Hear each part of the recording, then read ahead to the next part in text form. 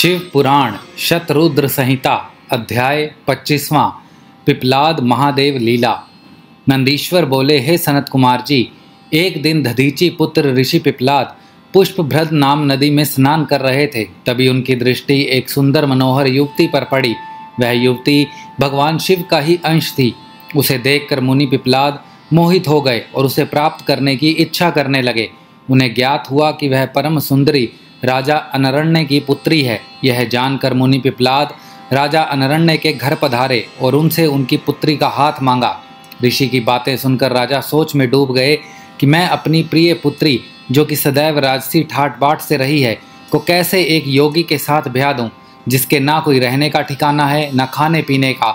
इस प्रकार राजा अनरण्य को सोच में डूबा देखकर ऋषि पिपलाद को क्रोध आ गया और वे राजा से बोले, हे राजन, तुम मुझे अपनी कन्या खुशी से सौंप दो, अन्यथा मैं तुम्हें तुम्हारे राज्य सहित भस्म कर दूंगा। मुनि की बातें सुनकर राजा अनरण्य भयभीत हो गए। उन्होंने अपने राज्य और प्रजा की रक्षा हेतु अपनी पुत्री पद्मा का विवाह सहर्ष मुनि पिपलाद से कर दिया। प्रसन्न होकर मुनि पिपलाद अपनी पत्नी को साथ लेकर आश्रम पहुँचे और आनंद पूर्वक वहाँ रहने लगे। ऋषि पत्नी पद्मा ने अपने पति की बहुत सेवा की।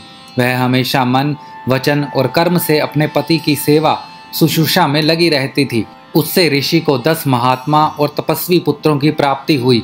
मुनि पिपलाद ने अनेक लीलाएं की। उन्होंने संसार में किसी से भी निवारण न होने वाली शनिश्चर की पीड़ा को हरने का प्रयत्न किया। ऋषि ने अपने अनुयायी शिष्यों को यह वरदान दिया कि जन्म से लेकर 16 वर्ष की आयु तक वाले शिव भक्त मनुष्यों को शनि की पीड़ा नहीं हो सकती। यदि शनि मेरे इस वचन को झुठलाने के लिए ऐसा करेगा तो भस्म हो जाएगा।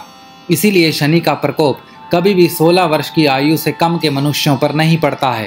तात, मनुष्य रूप धारण करने वाले ऋषि पिपलाद का यह चरित्र मैंने तुम्हें सुनाया है। यह उत्तम चरित्र निर्दोष, स्वर्गप्रद, कुग्रह जनित दोषों को नाश करने वाला, मनोरथ पूर्ण करने वाला तथा शिव भक्ति में वृद्धि करने वाला है।